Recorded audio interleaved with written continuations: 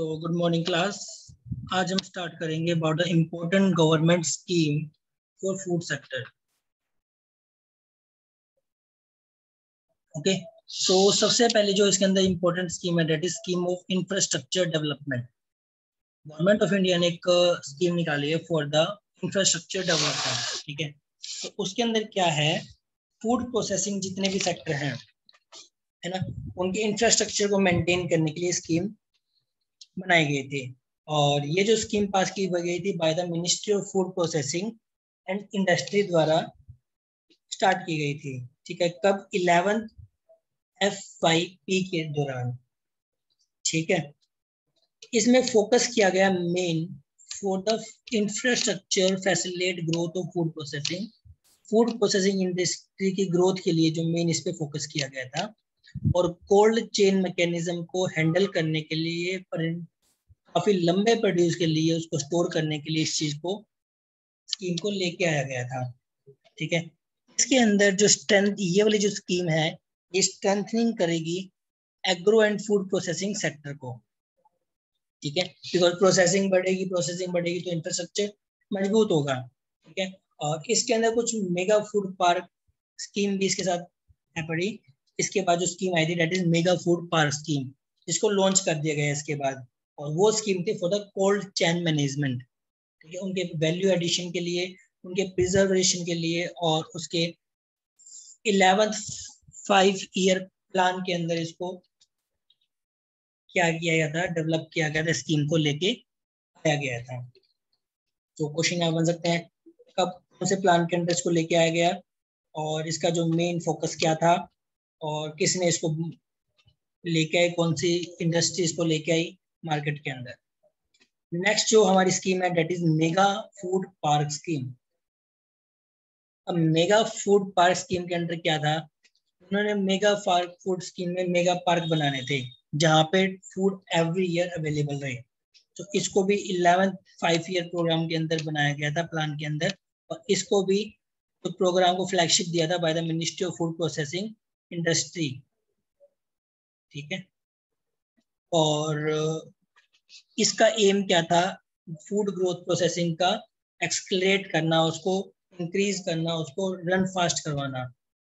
Strong food processing infrastructure जो कि back हो गया एफिशिएंट सप्लाई चेन के लिए। The mega food park scheme provide for a capital grant of 50% of the project cost of difficult and ITDP, जिसका ceiling price था 50 करोड़। ठीक है, और इसमें जो इंफ्रास्ट्रक्चर बनाया गया वो CPC और PPC पार्क का बनाया गया था। ठीक है, और इसको जो प्रपोज किया गया था, हर मेगा पार्क को 30 to 36 मंथ में क्या करना था, कंप्लीट करना था। बस ये याद करना जो मैं आपको बता रहा हूँ, इससे ज्यादा फालतू कुछ भी याद नहीं करना। नेक्स्ट 30 मेगा फूड पार्क बने अब 11th 5 ईयर प्लान के अंदर, और किसने बनवाए, मिनिस्ट्री ऑफ फूड इंफ्रास्ट्रक्चर ने, इंडस्ट्रीज ने। ओके, और इसके अंदर 15 प्रोजेक्ट चले, और फाइनल अप्रूवल जो हुआ 8 मेगा फूड पार्क का अप्रूवल हुआ, जो कि आंध्र प्रदेश, पंजाब, झारखंड, असम, वेस्ट बंगाल, उत्तराखंड, तमिलनाडु एंड कर्नाटक में है। ओके, इसका अगर प्रोजेक्ट की बात करें तो टोटल कॉस्ट इसके अंदर 8 पार्क का जो टोटल प्रोजेक्ट का कॉस्ट आया था दैट इज 930 करोड़। एंड इसके अंदर जो टोटल असिस्टेंट दिया गया था, मतलब जो गवर्नमेंट द्वारा प्रोवाइड किया गया था, दैट इज 500 करोड़ का उन्हें असिस्टेंस दिया गया था। और अभी इसके अंदर 7 प्रोजेक्ट अभी इन द रनिंग है, और एडिशन इसके अंदर क्या है, 15 न्यू मेगा फूड पार्क को भी क्या दी गई है, अप्रूवल दी गई है। ठीक है, तो टोटल इसका कितना कॉस्ट था, कितना इसके लिए असिस्टेंट था, टोटल कितने प्रोजेक्ट रिमेनिंग है, और टोटल कितने न्यू मेगा पार्क प्रपोज हुए हैं, ये आपको यहाँ पे पढ़ना है। मतलब जो मेनली हाईलाइटेड पॉइंट है ना, वो आपको अच्छे से ही पढ़ने हैं। नेक्स्ट स्कीम, अगर कोल्ड चेन और value addition of preservation infrastructure के लिए स्कीम दी थी, मिनिस्ट्री ऑफ एग्रीकल्चर ने दी थी। ऊपर वाली तो दी थी किसने, मिनिस्ट्री ऑफ फूड प्रोसेसिंग ने। ठीक है, एंड सबसे पहले वाली दी थी फूड प्रोसेसिंग एंड एग्रीकल्चर ने, सेकंड फूड प्रोसेसिंग ने, थर्ड एग्रीकल्चर ने। ठीक है, जिसके अंदर बनाया जाना था 9 मिलियन टन स्टोरेज के लिए, एक स्टोरेज कैपेसिटी बनानी थी कंट्री के अंदर। वहां पे वैल्यू एडिशन की जाए। और इस स्कीम को जो अप्रूवल दी गई थी 2008 के अंदर अप्रूवल की थी, जिसका जो प्रोवाइड ऑब्जेक्टिव था वो था कंप्लीट कोल्ड चेन प्रोवाइड करना, वैल्यू एडिशन प्रोवाइड करना विदाउट ब्रेक कंज्यूमर तक। जो असिस्टेंट प्रोवाइड हुआ अंडर स्कीम वो ग्रांट एड था 50%।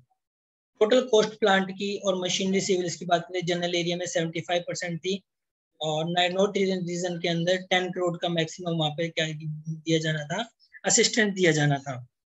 ओके, इसका फर्स्ट फेज की बात करें तो 2008 से 2009 तक था। 10 integrated, total 10 integrated cold chain project बनाए गए। ठीक है, उसमें जो 8 थे, जो 8 थे वो कमर्शियली ऑपरेशन पे बेस्ड थे।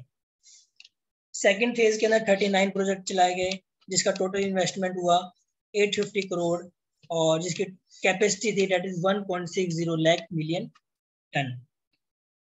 क्लियर है? अब मॉडर्नाइजेशन ऑफ एबॉर्टर्स, इसके अंदर मॉडर्नाइजेशन क्या आया?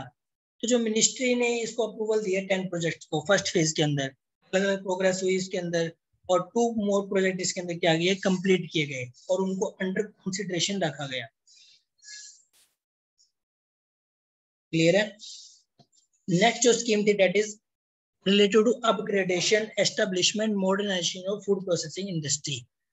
तो अब प्रोसेसिंग भी लगा दी, कोल्ड चेन भी लगा दी, तो नेक्स्ट स्कीम जो आनी थी प्रोसेसिंग इंडस्ट्री को मॉडर्नाइजेशन करना है, मॉडर्न टेक्निक से उनको करना है, टेक्निक से। ठीक है, इसके अंदर मॉडर्न टेक्नोलॉजी को एस्टेब्लिश किया गया और प्रोवाइड किया गया, उन्हें ग्रांट्स प्रोवाइड किया गया कि आपको सेटिंग अप इसका मिलेगा, और फूड प्रोसेसिंग को अपग्रेड किया गया इसके अंदर।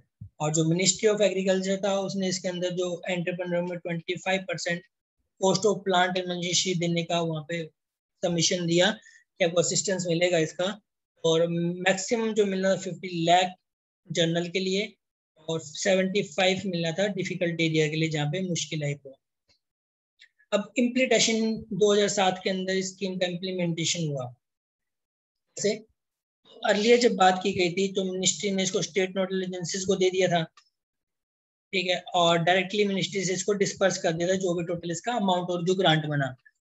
2007-8 के अंदर इसकी एप्लीकेशन आई, उसका अप्रेजल आया और डिस्पर्समेंट हुआ फंड्स का। ठीक है, उसके बाद न्यू प्रोसेस के अंडर फाइनेंशियल इंस्टीट्यूशन से वहां पे उनको लोन लिया गया, एप्लीकेशन प्रोवाइड की गई, और वहां से जो टोटल फंड था उनको कैलकुलेट किया गया और मिनिस्ट्री को उसको गाइडलाइंस प्रोवाइड कर दी। तो मिनिस्ट्री को उन्होंने सबमिट करवा दिया और मिनिस्ट्री ने इसके रिगार्डिंग क्या प्रोवाइड कर दी, गाइडलाइंस प्रोवाइड कर दी, और उसके बाद ई पोर्टल बना दिया गया इसका। ठीक है, और जो भी डॉक्यूमेंट थे वो बैंक और फाइनेंशियल इंस्टीट्यूशन जितने भी थे उन्होंने इसके डॉक्यूमेंट्स को वेरीफाई किया, उनको रिसीव किया, इसको सेक्शन कर दिया गया और फंड को ट्रांसफर कर दिया ई पोर्टल पर। ठीक है, then according to 11th 5-year programme allocation की गई 600 करोड़ की, और जिसमें से जो टोटल अमाउंट आया वो 488.51 करोड़ इसका एलिगेशन आया, और 98 करोड़ बीई आया इसका। मिनिस्ट्री ने इसको यूटिलाइज किया ऑलमोस्ट, और असिस्टेड कर दिया 2530 फूड प्रोसेसिंग इंडस्ट्री, और अब तक टोटल फूड प्रोसेसिंग यूनिट की बात करें तो वो है 2532। ठीक है, और इसके पोर्टल आपसे पूछा जा सकता है, तो पोर्टल इसका ये पोर्टल है, और ई पोर्टल इसका ये पोर्टल, तो इसके पोर्टल आपको अच्छे से याद करने हैं। नेक्स्ट जो स्कीम आई थी वो आई थी quality assurance product standard and research and development के लिए। तो अब सब कुछ बना दिया, फंड भी ट्रांसफर हो गया, अब उसकी क्वालिटी का इंश्योरेंस करनी थी। तो क्वालिटी को जो करता है वो एफसीआई करता है, फूड कॉर्पोरेशन ऑफ इंडिया। तो फूड कॉर्पोरेशन ऑफ इंडिया ने इसके अंदर अपना अहम भूमिका निभाई, और उन्होंने फूड प्रोटेस्ट और उनका एक डोमेस्टिक स्टैंडर्ड मेंटेन कर दिया। ठीक है, और फिर उसके बाद से लिखा आने लगा कि अप्रूव्ड बाय फसाई, FASSI लिखा आता है ना हर फूड प्रोडक्ट में। तो अगर वो अथॉरिटी वहां से कहता है कि ये एश्योर्ड प्रोडक्ट है, उसके बाद वो मार्केट में आता है। ठीक है, और ये बेस हुआ R&D एक्टिविटीज हुई, रिसर्च एंड डेवलपमेंट एक्टिविटी हुई, और उस बेस पे इन प्रोसेसिंग एक्टिविटीज की क्या हुई, टेक्नोलॉजी में एनहांसमेंट हुआ, उसका क्वालिटी का एश्योरेंस हुआ। इस जो ये जो स्कीम थी कंप्राइज हुई कुछ कंपोनेंट से, जो इसके कंपोनेंट थे वो था सेटिंग अप करना, अपग्रेडेशन करना। ठीक है, और लेबोरेटरी की सेटिंग अप की गई, और मैक्सिमम ग्रांट उसका 2.5 करोड़ लगा। 22 crore project SS2A XI plan के लिए। इम्प्लीमेंटेशन किया गया सेफ्टी मैनेजमेंट सिस्टम को बाय ISO, HACCP, GMP और GHP। आपने हम हर प्रोडक्ट पे देखना इनकी मोहर लगी होती है। लगभग आपको ISO, HACCP और GMP मिलेगा वहाँ पे, ठीक है। और इसके लिए जो मैक्सिमम ग्रांट मिला था 15 लाख का मिला था टू 20 लाख, और 18 प्रोजेक्ट इसमें अभी तक चल रहे हैं अकॉर्डिंग टू 11 प्लान। तो 11 प्लान के अकॉर्डिंग क्या क्या चल रहे हैं वो आपको अच्छे से पढ़ना है। और इसके अंदर टोटल अभी तक जो प्रोजेक्ट चल रहे हैं रिसर्च R&D जो चल रहे हैं वो 40 प्रोजेक्ट हैं। और प्रोमोशनल एक्टिविटी की बात करें और एडवर्टाइजमेंट और पब्लिसिटी के अंदर 46.78 करोड़ का इसमें खर्चा आया, ठीक है। नेक्स्ट हमारा है इसके अंदर ह्यूमन रिसोर्स डेवलपमेंट के अंदर। सो डेवलपमेंट की बात करें तो इंडिया की डेवलपमेंट के अंदर वाइटल लिंकेज और 2 पिलर ऑफ इकोनॉमी, इंडस्ट्री और एग्रीकल्चर के अंदर 2 पिलर बनाए गए हैं। डिमांड और ट्रेन मैन पावर की बात करें तो टेक्नोलॉजी, स्किल वर्कर एंड कैटर और growing need to the food processing industries is increasing day by day. डिसाइड लेटेस्ट टेक्नोलॉजी की बात करें और डाइवर्सिफिकेशन की बात करें तो काफी मैनेजिंग लगती है। मार्केटिंग और इंडस्ट्री फेस ग्लोबल कंपटीशन की बात करें तो, ठीक है। और industry day by day increase हो रही है, डाइवर्सिफिकेशन हो रहा है, टेक्नोलॉजी का एनहांसमेंट हो रहा है।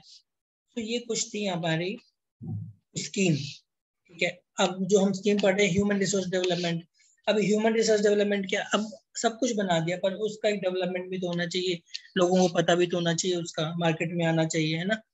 तो HRD के अकॉर्डिंग इसे बनाया गया, ठीक है। आज यहीं तक करते हैं, नेक्स्ट क्लास में हम कवर करेंगे नेक्स्ट टॉपिक, ओके।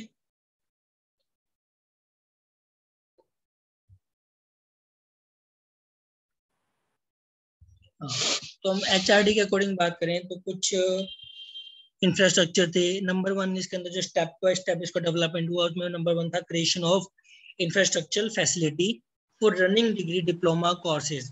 इसलिए डिप्लोमा कोर्सेज बनाए गए, इसमें मैक्सिमम ग्रांट दिया गया 75 लाख का, और 33 प्रोजेक्ट इसके अंदर रन किए गए 11th प्लान के अकॉर्डिंग। एंटरप्रेन्योरशिप डेवलपमेंट प्रोग्राम चलाया गया, 2 लाख प्रोग्राम इसके अंदर आए थे। और टोटल एम्प्लॉयमेंट डेवलपमेंट जो प्रोग्राम की बात करें वो 846 थे। फिर इनको सेटिंग अप किया गया फूड प्रोसेसिंग ट्रेनिंग सेंटर को, जहाँ पे टोटल ग्रांट दिया गया 6 लाख और 15 lakh according to the single और मल्टी लाइन प्रोडक्ट, ठीक है। और 140 सेंटर्स असिस्ट किए गए 11th प्लान के अकॉर्डिंग।